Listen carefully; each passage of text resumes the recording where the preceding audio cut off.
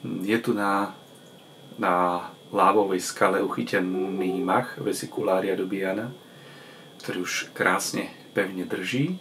Rád by som v tomto krátkom videu ukázal taký postup, ako si takýto nádherný mach, ako mám tu prichytený, rozrastený, vlastne vypestovať. Tak, čo budeme potrebovať? Lávovú skalu, takáto porezná čierna láva.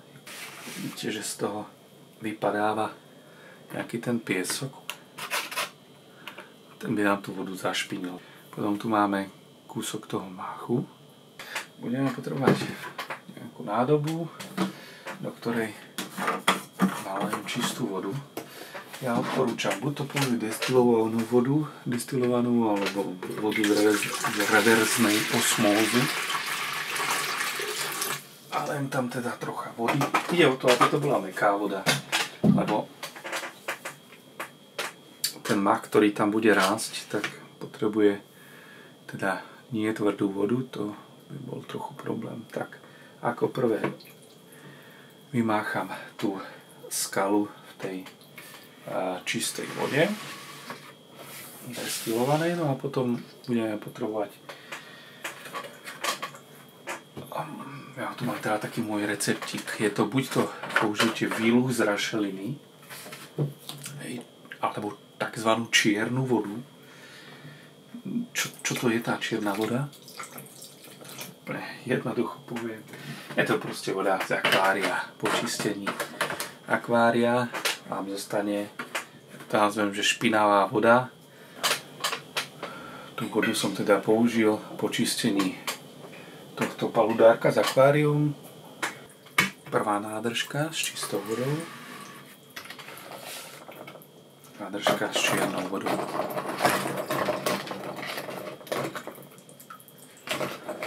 Obraciam zo všetkých strán, vyplácham. Počujete žabku? Ako tam cvrlíka, volá samček samičku.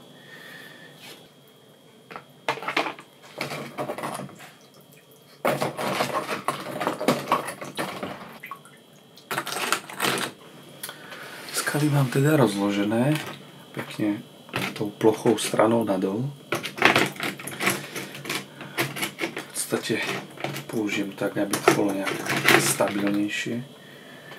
No a teraz môžem zobrať ten mach a úplne jednoducho ho veľmi nadrobno takto nastriham. Niečo k tomu machu. Nemusí to byť vôbec špeciálne mach určený pre akvaristiku. Jedine vtedy, ak by ste chceli teda ten kameň dávať vyslovene len do akvária, tak najprv si ho teda takto upravíte a budete ho pestovať takzvaným emerzným spôsobom. To je vlastne iba vlhkom prostredí, nie pod vodou. Môžete to umiestniť do nejakej sklenenej zaváraninovej nádoby alebo do nejakej plastovej nádobky. Napríklad takejto, kde umiestnime tie kamene na spodok. Napustíme tam asi tak centimetr vody a to je všetko, dáme to k oknu. A potom je dobré, keď ho nejakým spôsobom takto jednoducho rozptýlite na tej skale. Tak, umiestním to teda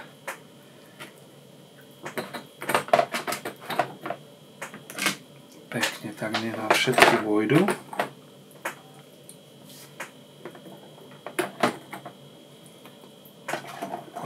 Bude to ako skladačka.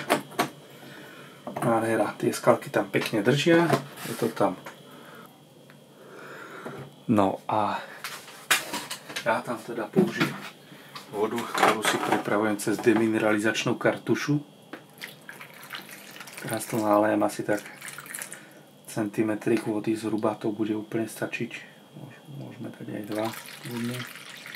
Nemusel strážiť tú hladinu a zakriem si to vekom a sú teda dve možnosti. Buď to si vyrobím úplne fantastický kryt, ktorý bude mať v sebe aj mriežku. Na jednom z mojich videí som to aj robil, čiže ja tu mám takúto nádhernú mriežku, ktorá tam zabezpečuje úplne super mikroklímu. Je tu teda sieťka, ktorá je osadená do toho vrchňaka, alebo to proste len prikryjem a pokiaľ chcem použiť ako nejaké také mikrovetranie, tak si proste jednu stranu nechám iba zacvaknutú, druhá je taká voľne. A môžem to nechať takto, čiže tu nám vznikne určitá tá mikroklíma, takisto to umožňuje vymieňanie toho vzduchu. Toľko k tomuto, to je teda v podstate všetko. Ja tam do tohto veľmi jednoduchého ubytovania idem dočasne preložiť kraby, ktoré mi už podrástli. No a potom ich budem premiestňovať do paludárka. No a mám tu teda krabíka, ktorý už pekne podrástol. To je jeden z takých väčších narastených krabíkov.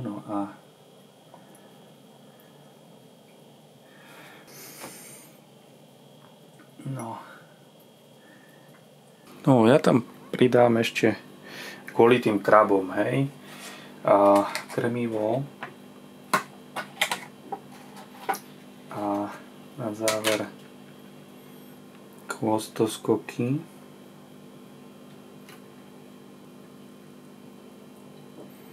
Ale vy to tam samozrejme nemusíte pridávať, pokiaľ tam nemáte kraby a chcete len si vypestovať mach.